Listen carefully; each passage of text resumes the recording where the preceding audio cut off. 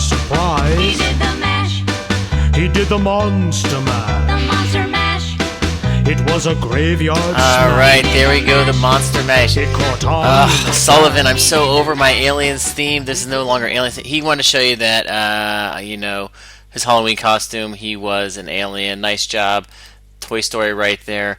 That was his Halloween costume. Very nice, Mr. Sullivan. I'm now on to hilarious jokes. Hilarious jokes. Pentagon, hexagon, Oregon. Hilarity. That's not really a polygon. But we are talking regular polygons. These are regular polygons. Regular pentagon, regular hexagon. Oregon is a state. Let's get rid of that. Here we go. Now let's get started. Alright, so we're going to find the area of these bad boys. It can get kind of tricky in here. So we got some definitions to write down and whatnot. So what is a regular polygon? Well, it's a polygon. What's the key to this?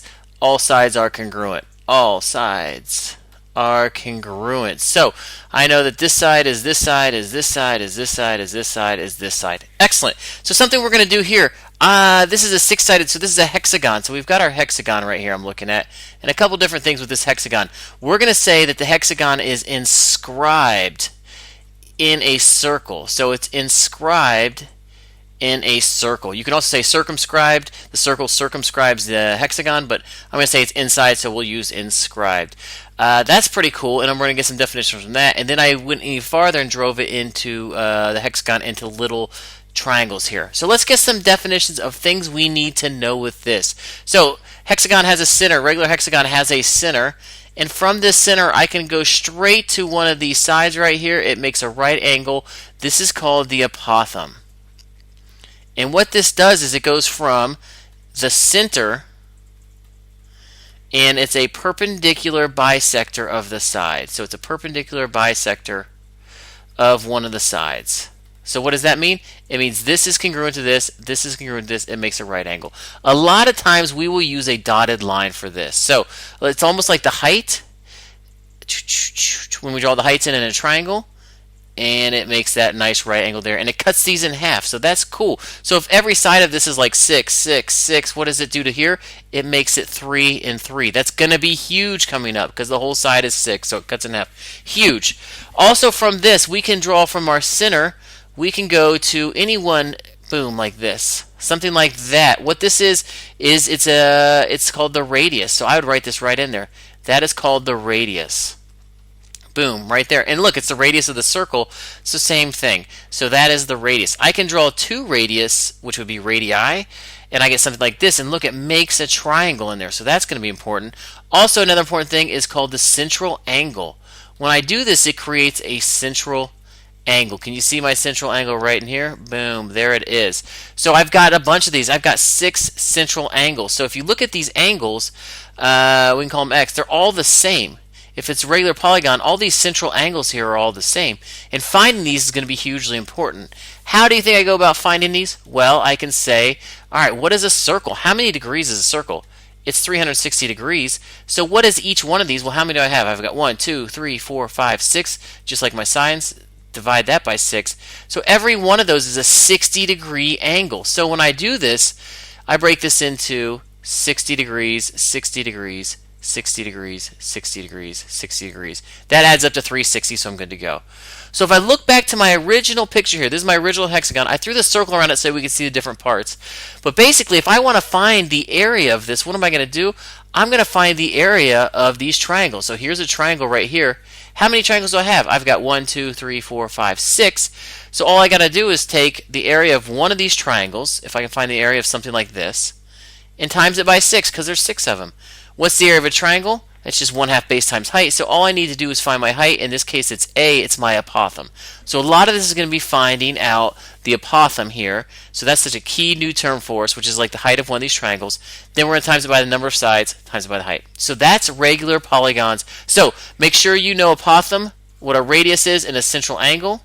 If we can find these, we are good to go. Also, I didn't say it, but you know, each one of these is also called a side. Like the side of this was 6. So each side, there's 6 sides. So let's use this to see if we can come up with it.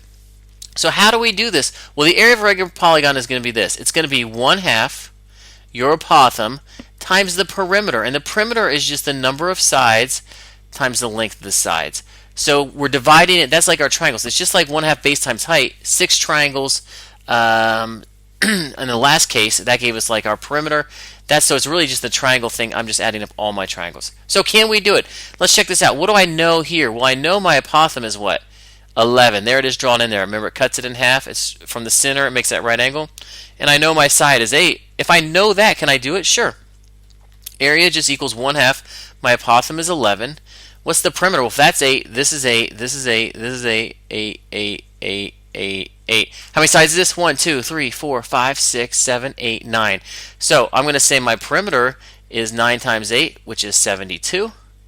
And then I can plug that in as my last thing. So P is perimeter. So in my formula here, A is apothem, and P is perimeter. And if you want, you can think of your perimeter as the number of sides times the length of your sides. Excellent. Very good. So now it's just a matter of, we can really just go straight to the calculator here if you want and just multiply it out. So it's going to be 0.5, 1/2, times 11, times 72. And we get 396. 396. And we don't know what it is. It's not labeled feet, inches, or anything like that. So I'm going to say units squared. Fantastic. So they start off pretty great. If they give you everything, it's great. Now it turns into a puzzle, though. We got to find all the missing pieces. We need to find the A and the P. So check out example number 2 over here. Do I know the apothem? No, I don't. Do I know the perimeter? No, I don't. So I'm going to start building little triangles in here. So if I look at this, you can draw them however you want. Boom. Or maybe you want to draw it this way, but that's 13. You know, all the radii are going to be the same, 13, 13. Now let's draw in our apothem. So I'm going to draw that in, and it looks something like this. So if you want to redraw your triangle, you can. So my apothem is that dotted line, and I know the radius was 13. I know it's my right angle. Can I find it? Well, I need a little more information. Luckily, it's a hexagon, and we just did this before. What's the measure of every central angle? Wasn't it 60 from our last one? If I go back to this, didn't we say each one of these had to be 60? So I just took 360 divided by the number of sides, and it gave me that. But check this out. This splits it in half. If it's a perpendicular bisector, it's also the angle bisector. So this becomes 30 and 30. Kind of hard to see over here. Let's put in this triangle, though, so we can really see it. It cuts those in half. So really, I'll relabel that. We know that the central angle was 60, but when I draw in the apothem, it cuts it in half, so my 60 becomes 30 and 30. Fantastic. Now I can do some work here. If you're really good with the trig, chapter 7, the trig stuff, you can do the trig stuff. We're really looking for this side and the apothem A. I'm going to call it Y. So I need to find both parts of this. This is actually a special right triangle. We've got a 30, 60, 90 here. So if you like the 30, 60, 90, remember this was radical 3. No, that was not radical 3. Just kidding. What was that? It goes small sides 1, big sides 2, medium sides radical 3. So really, if you're good at that, you can separate proportions. If you prefer trig, we can go straight to trig. It doesn't matter. In this case, let's do some trig action. It would be the sine of 30 equals what? Opposite over hypotenuse. So that would be x over 13. So if you like the exact values and you have a 30, 60, 90, go for it, man. You like the exact values. You're going to get 13. That's half of it. So x is going to be 6.5. But the calculator would have told you that too. If you solve this, you get 13 sine of 30. So if you like the proportions, if you like the calculator, you could have done the calculator, sine of 30, and there it is, 6.5. So either way, 6.5. So x is 6.5. What did we just find? We found this little chunk right here, this bottom half of it. And if that's 6.5, what is this over here? This is also going to be 6.5. Interesting. So now I know that each of those are 6.5. Now y is the apothem. So what can I do? Well, you can do cosine of 30 equals adjacent over 13. Or if you use your special case here, you're going to put radical 3 on it. So it's going to be 6.5 radical 3. So if you're really into exact values, the y is going to be, I should probably call it 13 halves radical 3. Would probably be best. If you want to go straight to the decimal, I'm going to go straight to the decimal. 13 times cosine of 30 will give me 11.26, let's say. So I'm going to round it. But that's a pretty good approximation. 11.26. So that is the y value. So that is what we found here is 11.26. Holy cow. Finally all that, so I can now do the problem. I can say area equals 1/2. What's my apothem? It's 11.26. So when I redrew the picture over here, that was my apothem, the dotted line, the dotted line. What is the perimeter? Well, check this out. This is 6.5 from here to here, 6.5 from here to here. So what's the total distance from here to here? It's 13. And if that's 13, we got 13, 13, 13, 13. We got 6 times 13. What is 6 times 13? It is going to be 78. Excellent. So we've got that going on. Now let's go calculator. So it was 0.5, 1/2, times this number here, 11.26, times it by, what did we say the perimeter was? 78 when you add them all up? 439.14. I love it. 439.14. Again, there's nothing here, so I got to go units squared. Wow, that's intense. That's a lot of work. So, yeah, it can get tricky here. You got to use all your tools, whether it's trig, special right triangles, Pythagorean theorem. We're bringing it. All right. Luckily, though, we're going to focus on the measure of these central angles. We're only going to focus on hexagons, which we've just done, triangles, squares, and pentagons. So, basically, let's just do this right now. Let's get an idea. Here's the center of a triangle. When I draw in it right here, what is the measure of this central angle here? Well, how many of them are there? There's three triangles in here. So take 360 divided by 3. What is x going to be? 120. So if you're given a triangle, you know right off the bat this is going to be 120. And what's cool about this? What happens when you draw your apothem in there? If I draw that in, what does that do to that 120? It splits it into 60 and 60. So again, you're looking at 30, 60, 90 triangles. Super cool right there. How about square? Here's the center of a square. Drawing my radii. Boom, boom. Or look at that. That's not too. Oh, I got cocky. I got cocky right there. Let me erase that. I thought I had that one line was like perfectly straight, and then yeah. Oh my gosh, I'm having issues. Hopefully yours looks better than that. But again, it doesn't matter. I've got 360. How many central angles do I have? I've got 1, 2, 3, 4 central angles here. So divided by 4. What are each of these? These are all 90-degree angles. Holy cow. And maybe we remembered that back from Unit 5 with the quadrilaterals, that these are all right angles. These are all 90. Now if I drop the apothem in that, what's it going to do? It's going to split that 90 into half. Oh my gosh, it gives us 45, 45, 90. Isn't that cool? Very, very cool. So, you know, triangles are going to give us 30, 60, 90s. This is going to give us 45, 45, 90s. What is the pentagon going to give us? I don't know. Let's check it out. Draw in the center of this, and I'm going to draw in my radii. There's one, there's another one, there's another one, there's another one. And again, I've got 5 of these, so we're looking at 360 degrees would be the whole circle. Divide it by 5. What am I going to get on this one? I think we're going to get 72. 72 degrees is each one of these. What happens when you divide that in half? I'm trying to get a different color here. If I drop my apothem in here, what's half of 72? Well, it's 36. Is there anything special about that? Nope, you're going to have to use trig in this case. So now that triangle is going to force you to use trig. Again, if you like trig, it's flowing. Just use it the whole time. We're not going to make you do exact values. You can go straight to decimal. If you like the exact values, it's good for SAT, and sometimes they'll leave it like that. You can do your exact value. So the choice is yours. Fantastic. Killing it. So I put a little review.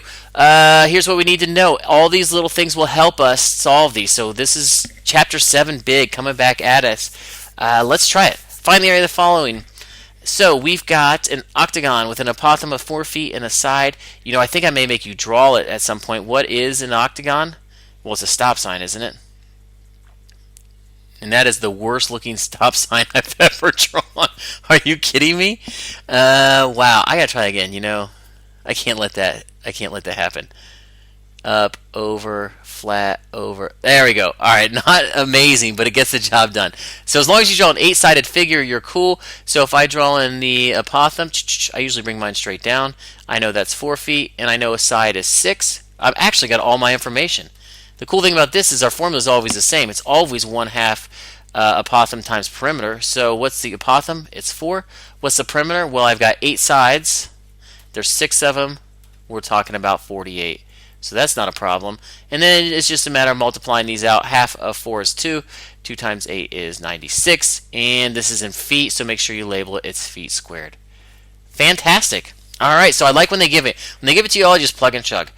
Now they're not giving it to me all. So let's take a look at the triangle. What can I do with this triangle? Well, we just talked about the central angle. If I do the central angle, what was it? It was 360 divided by 3, which was 120.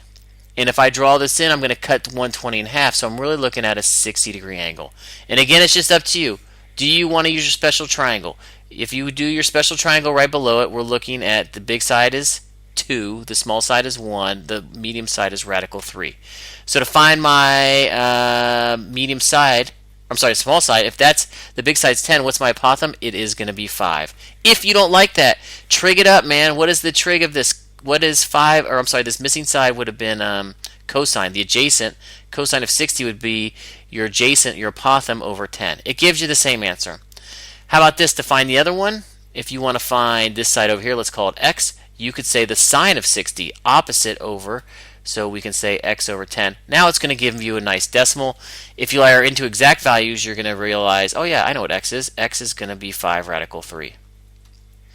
Very nice. So either way, decimal or that. The thing is, that's only half of it. That's this half over here, but it's congruent to this half. So if half of it is 5 radical 3, what is the whole thing? I was trying to guide the... There we go. If half of it is 5 radical 3 and another 5 radical 3, can we add them together? Sure, the whole side, when you add them together, will be 10 radical 3. So now you can go to your formula, 1/2 apothem times perimeter, and let's put them in here. If I say 1/2, the apothem was 5, the perimeter is 10 radical 3. Well, this is 10 radical 3.